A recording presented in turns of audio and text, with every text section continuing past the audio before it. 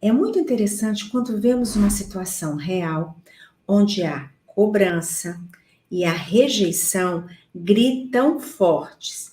Às vezes, não são percebidas dentro do espaço familiar.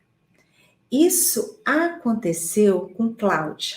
Cláudia se sentia emocionalmente instável. Não tinha tempo para ela mesma, vivia estressada, ao mesmo tempo se sentia bem sendo útil para as pessoas e ajudando a família, tá? Mas ela ficava bem chateada por não ter o reconhecimento que ela gostaria e por não ter tempo nenhum para si mesma, nenhum.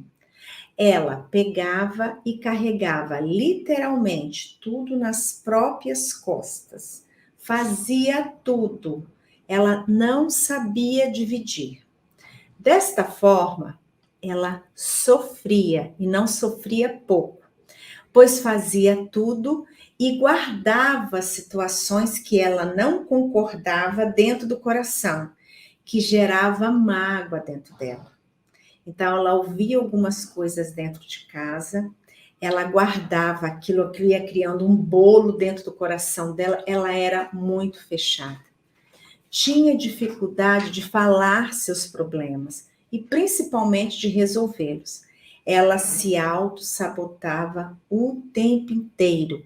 Não se sentia literalmente merecedora das coisas, em momento nenhum. Tinha mania de querer resolver tudo sozinha. E se algo não dava certo, gente, ela morria de raiva.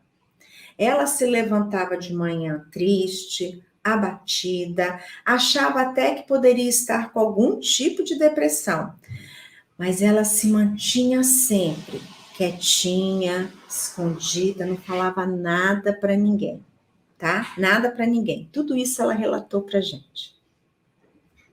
Quando tocava o telefone dentro de casa, ela já achava que ia ser problema e que ela tinha que resolver. Logo ela tinha taquicardia e ela começava a passar mal.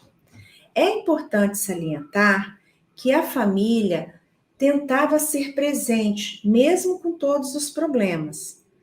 Ela sempre dizia, não que a família não fosse unida, ela era, só que cada um era fechado no seu mundinho. Não havia um diálogo aberto e transparente. Olha que sério. Olha que sério. Olha como não dialogar cria problemas, criam padrões, criam rejeição.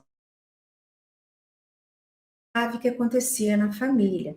Não haviam brigas horríveis, nem agressões, não havia nada disso.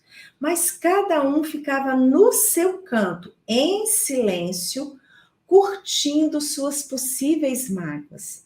Isso é muito triste, porque se a gente não compartilha, se a gente não dialoga, a mágoa ela vai crescendo, ela vai tomando forma. E ela vai tomando uma forma tão grande que ela vai machucando o coração de uma tal maneira que vai afastando as pessoas que a gente gosta. Era isso que estava acontecendo na vida da Cláudia.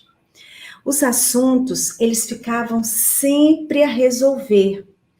E sempre, todos agarradinhos no peito, em um processo de apego tão grande que não tinha solução, porque eles não conversavam entre si. Para ela era muito dolorido, pois cada um ficava no seu cantinho e ficava um clima estranho no ar. Havia muita energia densa dentro de casa. O sentimento de não ser ouvido era tão grande que gerava outro não percebido, a rejeição.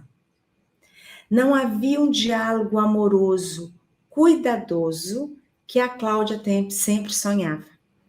Ela tinha uma filha e essa filha dela tinha crises de ansiedade. Ela sofria, a filha também. Cláudia não sabia como ajudá-la e por muitas das vezes acabava se sentindo culpada e se achando a causadora de tudo aquilo. Aí é que ela se sentia mais torturante ainda. O casal, ela e o marido, até tinham um diálogo, mas não parecia algo muito natural, parecia que era forçado. E o relacionamento da filha com o pai não era nada bom. Havia uma distância muito grande entre eles, muita dificuldade para conversar. O pai sentia a rejeição vindo da filha e vice-versa. Olha só que tenso. Era muito frustrante. O processo e a energia da casa estavam bem bagunçados. A Cláudia sempre falava isso. Ela enxergava os dois como pessoas muito parecidas. O pai se sentia rejeitado pela filha, porque a filha nunca o abraçava, nunca falava com ele, mas ele sofria calado. Quando ela me encontrou nas mídias, ela estava desesperada emocionalmente, insatisfeita com tudo e todos os projetos sabotados. Se sentia culpada e com um sentimento de falta de merecimento muito forte. Gente, Cláudia, para se encarar de frente, foi bem difícil. Mas ela resolveu dar uma chance assim e, consequentemente, a família. Ela entrou para o curso. Com o curso, ela descobriu quanto ela era agenda dos outros. Não era pouco. Identificou que ela tinha um sabotador chamado Salvador da Pátria, que cria repetições de padrões doídas e se auto-sabota o tempo inteiro. Ela salvava tudo e a todos, menos ela. E perceber a rejeição dentro do lar foi mais duro ainda. O processo de transformação foi duro, foi sacrificante, foi difícil, até ela conseguir se abrir e dividir as tarefas com a família. Ela passou por um processo de autoconhecimento bem profundo. E aconteceu um desapego sentimental intenso e muito grande da parte dela, logo nos primeiros módulos do curso. Ao aplicar o Baguá, ela ficou bem focada nos relacionamentos. Era isso que ela queria. Ela queria melhorar os relacionamentos na casa. Ela queria que ela, o marido e a filha fosse uma família com diálogo, feliz, cheio de harmonia. Era isso o propósito dela. Ao fazer as correções e as curas, as emoções voltaram à tona com força total para serem resolvidas.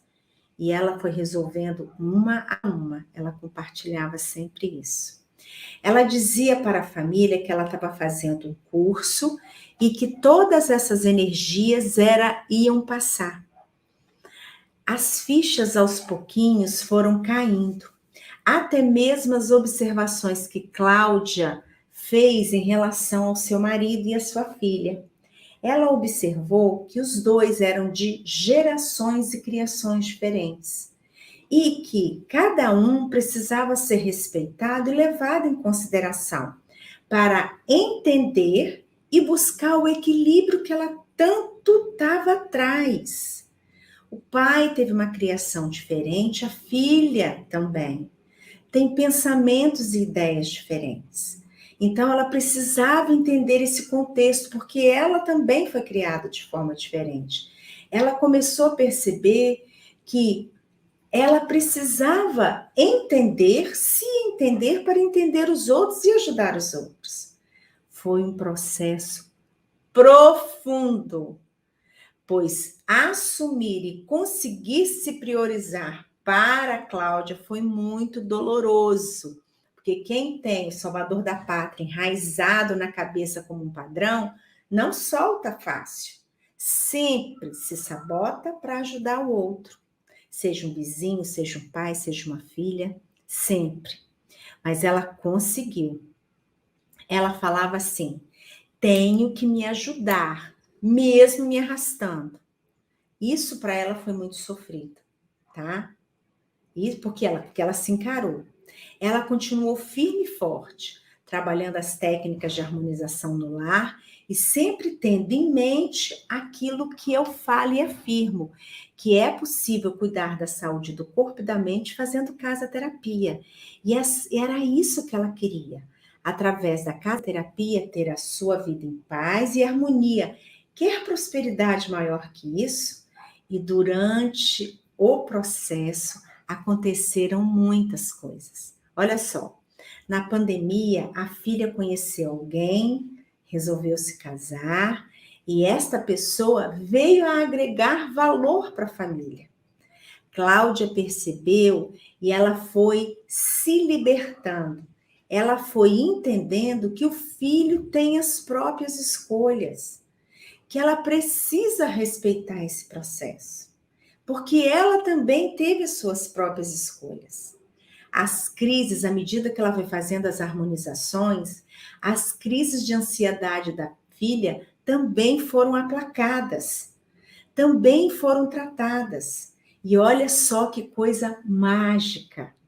Através do curso, ela entendeu que, além dela fazer a harmonização, ela precisava procurar ajuda médica, porque muitas das vezes a gente está envolta a um véu de Maia e a gente acha que a gente não precisa de ajuda de ninguém. E a gente vive sofrendo tudo sozinho. Então, ela percebeu que ela precisava, sim, de uma ajuda médica. Então, ela correu atrás. E a harmonização abriu as portas para os tratamentos. Ela começou a encontrar as pessoas certas, porque ela mexeu no lugar certo, no posicionamento certo, com o pedido correto, para que a energia correta chegasse até ela. Quadros amigos é poderoso, gente linda, vocês não têm noção como eles abrem as portas para a prosperidade em todos os sentidos entrarem. Isso foi importantíssimo, pois a filha se tratou e com a harmonização o ambiente se equilibrou. Foi um trabalho parceiro. A Cláudia se sentia mais feliz. O marido estava mais em harmonia, a filha mais em harmonia. Agora as coisas mudaram, pois mesmo a filha tendo se casado, antes, olha o antes, a filha dentro de casa nem conversava com a família, vivia escondida dentro do quarto. Depois da harmonização, olha só, a filha vai visitar os pais com frequência. Ela vai, não precisa dos pais convidarem, flui normalmente. Antes, Cláudia falava que tudo acontecia por obrigação. A filha reconhece que tinha um grande ego e hoje em dia comenta que não sabe como que a mãe aguentou e suportou ela por tanto tempo. Os pais às vezes se questionavam se não eram eles os culpados. Hoje entendem que era um processo, que o lar estava desarmonizado. Olha que coisa linda, gente. A Cláudia sempre fala. Hoje a filha abraça o pai, o beija, diz que o ama, consegue colocar os sentimentos para fora. A rejeição foi dando espaço para a compreensão, até para as questões profissionais. A filha vem pedir opinião para o pai agora. A filha começou a falar palavras nunca ditas antes. O quanto ela é grata pelos pais, o quanto ela ama. Pensa num casal feliz, desapegando de todas aquelas mágoas mal resolvidas no passado. A filha entendeu que o mundo não estava contra ela. Ela é que precisava se equilibrar, se encontrar, se conhecer. Eram buscas que ela tinha que fazer. E com a casa harmonizada, a filha entendeu esse processo e correu atrás. A Cláudia entendeu esse processo e correu atrás. Hoje a Cláudia está mais calma, serena, leve, sem guardar tanta coisa dentro dela. Ela mexeu demais nas emoções, mas agora existe diálogo para resolver as coisas e choro só de lágrimas de felicidade. Entendeu que pai e filho eram muito intensos e a relação se equilibrou. Hoje possui momentos em família bem gostosos, naturais, fluidos, sem cobrança. Hoje Cláudia é pura gratidão. Ela e o marido, no fundo, tinham uma grande expectativa em relação à filha, pois ela tinha tudo o que precisava e tudo o que ela queria. e eles não tinham o afeto e o reconhecimento e a gratidão dela. Olha só o olhar de cada um. Mas depois da harmonização, que a filha conseguiu se abrir, ela falou que se sentia muito cobrada pelos pais, por isso que era tão fechada. Ser ouvido e ouvir faz total diferença, gente linda. Total diferença. Hashtag fica a dica.